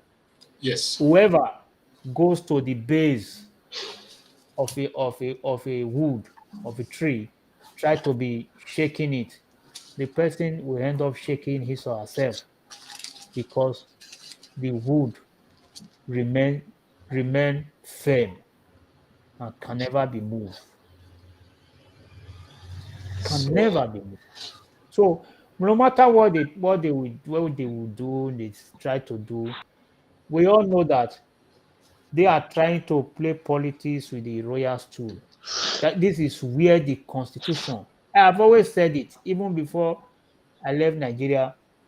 I've always said to people, if whoever wants to fix Nigeria must first of all fix the constitution. Nobody can tell me. We are talking about one economist. There is no economist that can fix Nigeria. That is the truth. Because Yes. what keeps a nation running, the thing that modify countries, that set out standard, rules, and regulation on how and when things should be done, is a constitution. Nigeria is like how will I put it? Is like a car that is placed on a wheelbarrow, and you ask the wheelbarrow pusher to push it. I don't see how imaginable it would be for a wheelbarrow to push a car, an heavy car. That is the situation of Nigeria. The constitution given to Nigeria cannot permit, because Nigerians are yearning now for somebody like Peter Obi. And yes, Peter Obi have the quality, his experience, he have the well know-how economically and all that. Is more than capable for the job. That is the truth. But if you take a look at the situation, Labour Party, where is contesting from, I don't even know if they have a councillor in Nigeria. I don't even know. But I know that they do not even have a local government chairman. They do not even have a House of Assembly member. They do not even have a governor. They do not even have a senator. They do not even have a House of Rep member. They don't have anything. No, let me tell you, in politics, I heard him talking about structure. The people are saying he has no structure. No political party can win without structure. That is the truth. You cannot win without structure. What are those structures? The people you just see chanting, take a look at it. How many people know him in the north? You cannot be president of Nigeria if you do not win north. It is not possible that you become president of Nigeria if you do not win in north. It is never possible. Even if you win the whole seat in south, then north is the key. Politics is a game of number. Let us not deceive ourselves. Yes. Politics is a game of number. If you don't have the numbers, forget it. And secondly, one cannot win election in the social media. You can't win an election in social media. That is the truth. Many of us talking here today, having this awareness, we are saying all this on here because we have access to social media. Yes. And majority of the people chanting Peter Obi, chanting on social media. Sowore did more than what is happening now, what Peter Obi is doing on social media. How did it end? It is not all about shouting Peter Obi, Peter Obi. We should look inwardly what is on ground. I will say, in my own view, Peter Obi miscalculated his plan of becoming president now. He should have started it long ago while remaining under a well-structured political party or seeking to form alliance. I learned that the alliance he was trying to form with Kwankwaso, with the NNPP, just collapsed now. Reason because I will be rounding off soon due to word of time. Yeah. Reason because Kwankwaso do not want to serve as Peter Obi's vice president. Neither do Peter Obi wants to serve as vice president to Kwankwaso. This is what we are talking about. That everybody wants to be the head. Yes. Nobody wants to be an assistant. Yes. We were even thinking if both of them should partner, at least Kwankwaso have ground in not just in Kano, but in the entire north. He would have been able to pull out votes for Peter Obi. Peter Obi would have been able to pull out votes from the east and probably get some votes from the south, although it would have still been difficult for them to win. But at least they would have been able to show that third force people are talking about. But the way it stands, I would say categorically here, Peter Obi goes nowhere. He goes nowhere. That is this basic truth.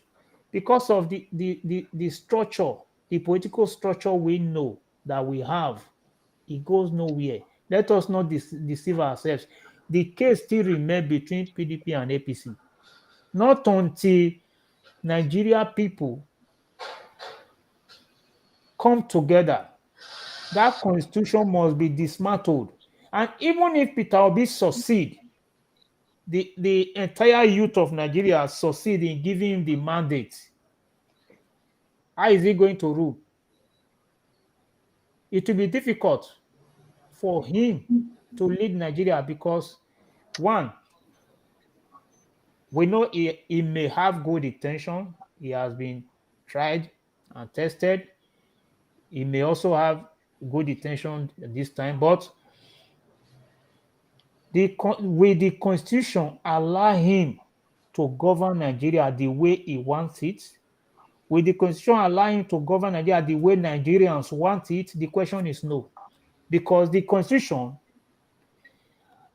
have given so much abnormal conflict to itself, has given so much abnormal illegal right to the National Assembly to do and undo.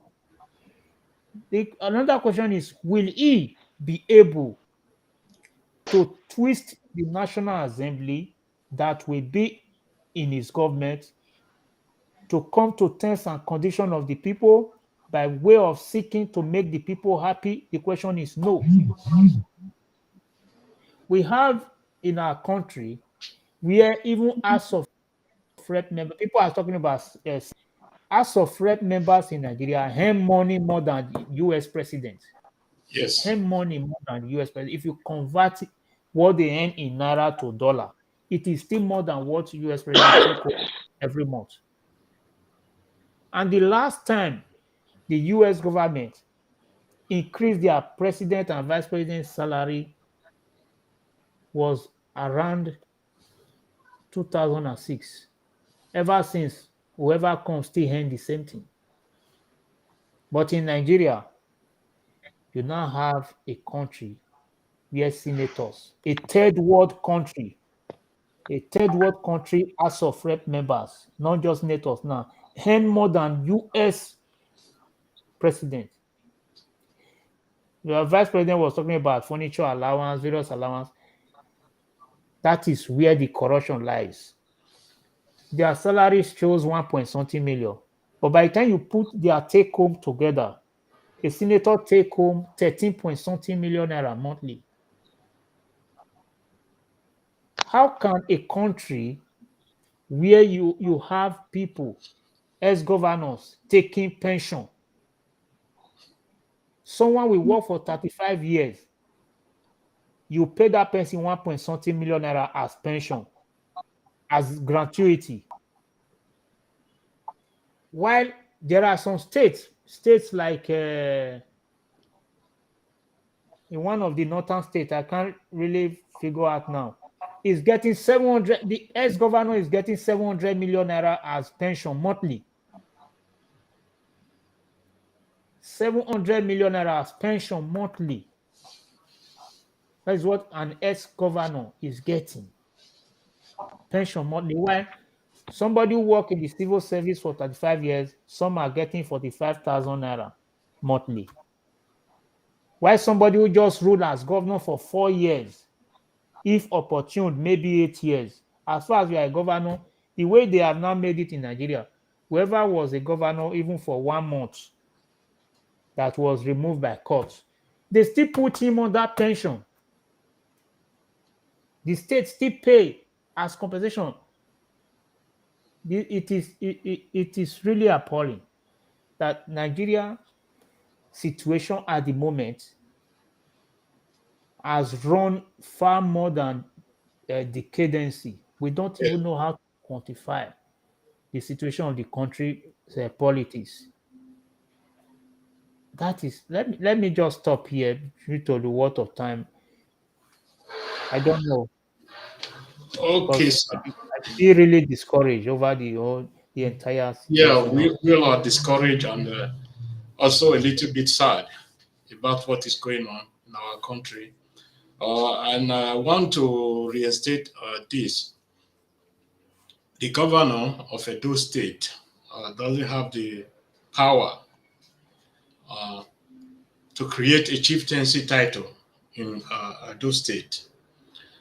This power lies with the Oba of Benin, but the governor of Edo State has the right to suspend any chief in Edo State.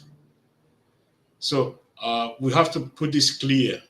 And the judgment of the Chief Justice of Edo State has reinstated.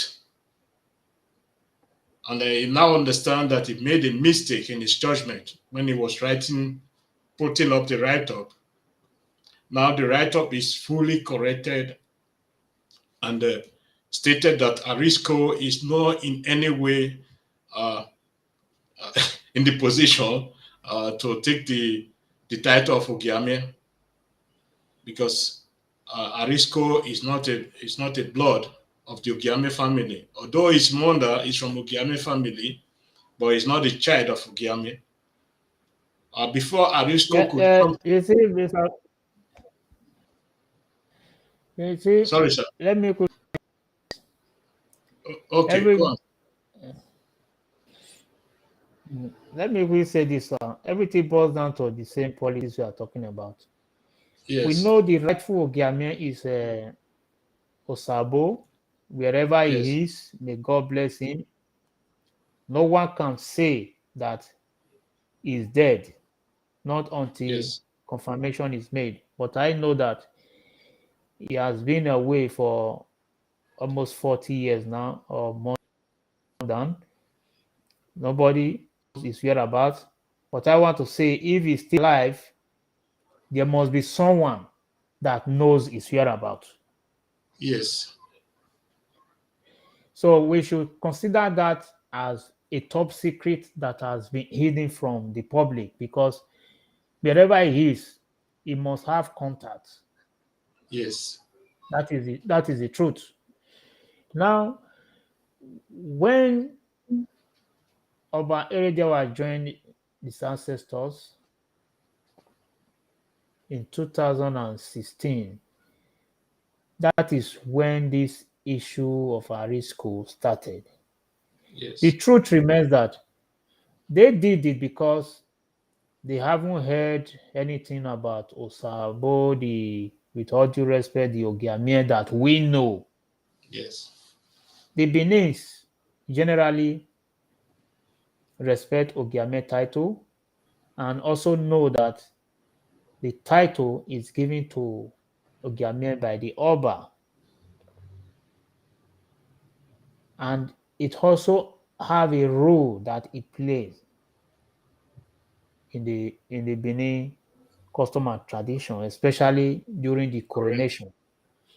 So when they got the tip that Oba Edewa joined his ancestors, that is when they started these things. They quickly want to install somebody as Ogiamie, which they have no traditional rights to do, and they have no legal right as well, according to the law, the Benin State law of 1963 at that time. They have no power to do that. They did it hoping that the palace would come to negotiating table with them. Yes. You don't negotiate with people or know people. You negotiate with people you know. And also, palace don't negotiate with anybody. Exactly. Rather, the palace seek to do the right thing. There's no way Arisco can be an Ogiamie. One is only maternally related, Yes. not paternally. And two, what is his closeness with Osarobo if he were to be maternally related? What? Because the way I know, not just tradition, even by law of inheritance, if someone have no child, the next of kin could either be his brother, father, mother, or immediate cousin. That is the law of inheritance. Is Arisco directly a cousin to Sarobo? The question is no. He's not directly a cousin, neither is he the first cousin. Is maternally related because they felt Arisco is the stubborn one they can put up front. Who cooked up this whole idea were not actually the core Ogiamiens. Yeah.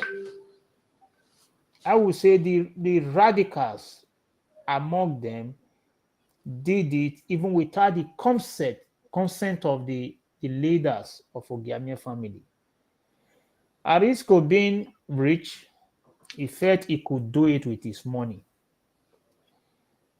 That is why the government of Adams Ali Oshomole took Arisco to court. People should get this message clear. It wasn't the palace that took Arisco to court. Because some people are celebrating out of ignorance that Yes. Arisco has won the palace. They should understand that the palace never had hand in taking Arisco to court. It was the state government who toiled on the line of the part of the state gazetted law. They took Arisco to court. At this time, his government has withdrew the case. By law, we know that when two people are fighting in court, by all understanding, and one decides to withdraw, it shows that the one who withdraw the case are tired of prosecuting the case, or no longer have interest in prosecuting the case, or it also show a sign of defeat, like submitting to the other. That is what Obaseki had just done. Obaseki did it. To me, it is an act of stupidity for him to have done that. He did it thinking he was going to insult the palace with it, unknown to him that he is being stupid and bringing curse upon himself. Okay. No matter what he will do, I don't see how it will be possible, their plans. It will not be possible. They can try. They can even pay people on social media to talk nonsense, speak against the palace. It will not do anything, because the situation we find ourselves today, we know a lot of people, we now have a lot of mad dogs on social media speaking rubbish, what never was and what will never be. They begin to say them against the palace. Some of the people doing these things, when the palace, the President Oba came, he came to sanitize the system. The corruption under his father, due to old age and all that, at a point, the father of Ediawa, blessed memory, wasn't handling cases himself anymore. So a lot of corrupt chiefs within the kingdom took that as an avenue to handle so many cases. Yeah. Some do it in their houses. They will say Eguatane. That is, the palace have said it. Meanwhile, palace never heard or said anything, knew nothing about those cases they handled and all that. They collect bribes a lot. But this Oba has handled cases himself and has punished a lot of chiefs, has relegated a lot, and has also, removed some chiefs from their positions. As a result of this, some of those chiefs who have now become saboteur to the empire and the entire people, the Benins in general, these are the people trying to fabricate and causing mayhem, for which they are not going to succeed. Arisco, as a person, is already out of the way. So it is only those who do not understand what is going on or do not have awareness of the entire situation that we applaud Arisco and his cohort. Obaseki himself will see the end of it very soon. Yes. Okay. Thank you, sir. And thank you, our viewers, for staying with us. I think this is the longest live broadcast we have had. And thank everyone for your support. I will be coming back very soon, during the weekend or maybe after the weekend. We don't know yet, but please stay with us. Don't go away. We have more for you, and then we have more analysis and more explanation for you. So thank you, Honorable Secretary. Thank you for your good job. The Vice President already left because of a network problem. And my thanks also goes to him. Yeah, and all to the executive leaders in the House and honorable members, I say thank you. And please subscribe and like our page. We are present in Facebook, in YouTube, Instagram, Twitter, and so many more, like Preset and others. We are also present there. Please try as much as possible also to spread our message, to share our message so that people know more about us, know about our message and others. So thank you very much. So, Honorable Secretary, sir, your last statement to our people or advice so that we can round up. Yes, well, I would say that let me urge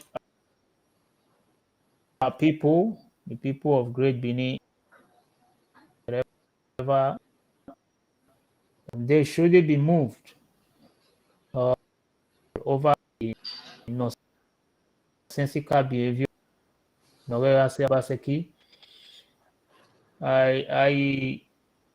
I celebrated his victory his second term, even though I never worked for him in his first term. In his second term, I can say I celebrated his victory. My polity where I vote in Nigeria, although I wasn't there, I know the role I played in ensuring that he won. But the way he is going,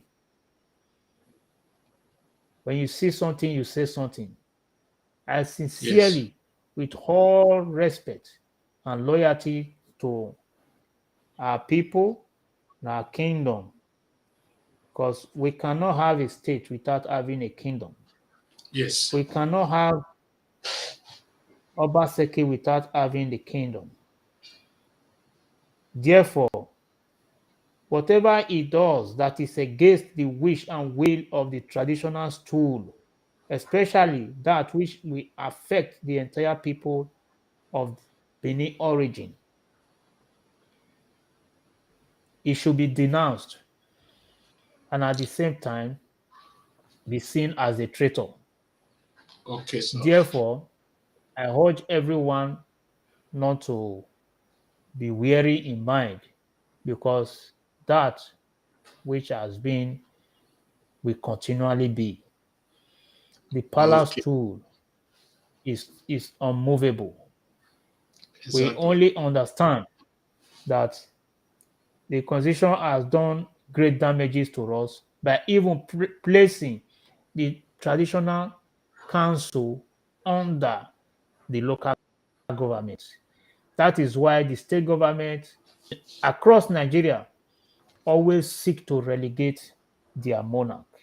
We saw what happened in Kano State, how the governor reduced the emir of Kano by creating 5 equal emirates to weaken the governor, the emir, and later also removed the emir.